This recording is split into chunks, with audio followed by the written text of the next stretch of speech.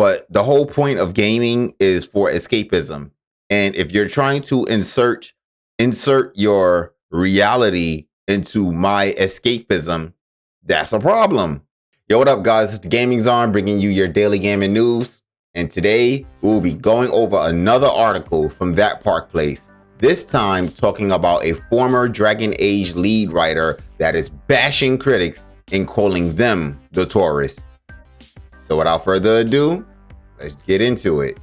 Former Dragon Age lead writer David Gaider bashes critics, accusing Dragon Age Veilguard of being woke, quote-unquote, effing tourists. This is the post right here. Gaider also responded to one individual, asserting that the individuals decrying Dragon Age Veilguard as woke are people who gave up on BioWare over a decade ago. Gaider said if they gave up on BioWare over a decade ago or more, for those of whom DAO was the last good game, then they were never going to buy the game anyhow, at which point why should BioWare listen to them? Abandon your fan base and woo us instead. Okay, sure, Jan. I don't know exactly who Jan is, but hey. Dragon Age Veilguard has been properly criticized as woke given the game's character creator features the options to toggle top surgery scars, with the implication that players can create mentally ill characters that have self-mutilated themselves, believing they can change their gender. Given the inclusion of this option, it's likely it was done to normalize this destructive behavior in real life.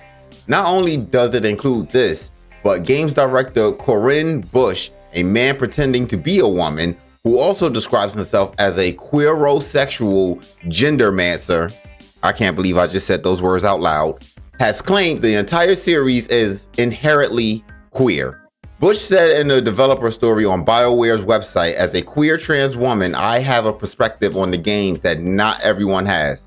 Dragon Age has long been a place where LGBTQIA+ can see people like themselves represented respectfully. It's inherently very queer, and it's such a rare thing for marginalized communities to have representation where we feel proud and powerful in how we are depicted. He added, it's so deeply meaningful for so many. I often get emotional when I think about what it would have meant for a younger version of myself to see someone like her in a game, and as a hero, no less.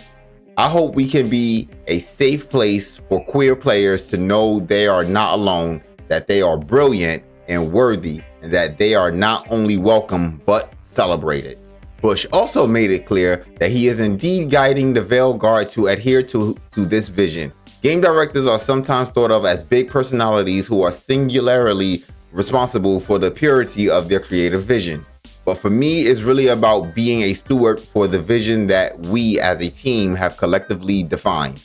I get a high level of view of everything as it's coming together and can steer the project as it does. But ultimately, it's all about empowering people to work together, play with ideas, offer critiques, and make decisions, all to help create a cohesive experience for the player, he said. Furthermore, IGN Alex Stedman detailed that all the game's companion characters are pansexual. He wrote, Bush insists that they're all specifically pansexual, and that might come through in what you learn about their backstories. Bush explained that their past experiences or partners, they'll reference them and indeed who they'll be romantic with. He continued, for instance, we saw Harding. I might be playing a straight male character flirting with her, but I choose to not pursue a romance. She might get together with Tosh. So my perception, my identity has no bearing on their identities, and that comes through really strongly. He went on to detail, it's not until the later parts of the game where you really commit to romance and it gets pretty spicy. This was also confirmed by the game's creative director, John Epler, who told Game Rant, there's a difference between player sexuality and pansexuality. All companions are canonically pansexual. Why? Why? Can someone answer that for me? That's it. That's all I want to know. I just want to know why. All of these things are indeed woke. Father Chris Alar explained the history to the term back in the YouTube video in March. He began, today woke is a slang term for activism, especially progressive activism. The word woke was first printed in 1962 New York Times essay. Traditionally was said to mean being conscious and or aware, or awoke, if you will.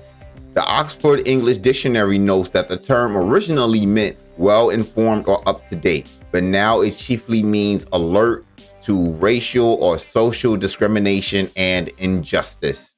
So today, it's intertwined with such things as cancel culture, critical race theory, gender redefinition, and DEI, or diversity, equity, and inclusion, to just name a few, he elaborates.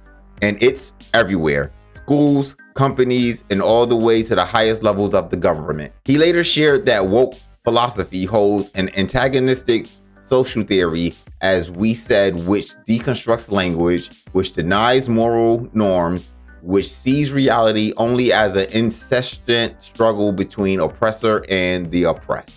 Clearly, the Veilguard is woke, but according to Gaider, it seems to have always been woke. But there was not transgender propaganda, pansexual companions, and claims that the franchise was inherently queer in the 2009, as far as I can recall. The term pansexual and transgender were hardly ever in the English lexicon until around the early 2000s, according to Google's book, Ngram Viewer. This is not a surprise because woke ideology is all about there being nothing but woke ideology, and it fully embraces ever more progression into degeneracy.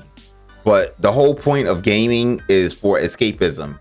And if you're trying to insert your reality into my escapism, that's a problem. There's a reason why people aren't buying games as much as they used to, or they're going away from the AAA studios, is because you're ruining people's escapism.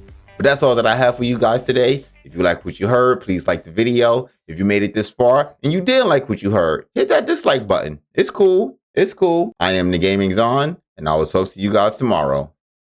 Peace.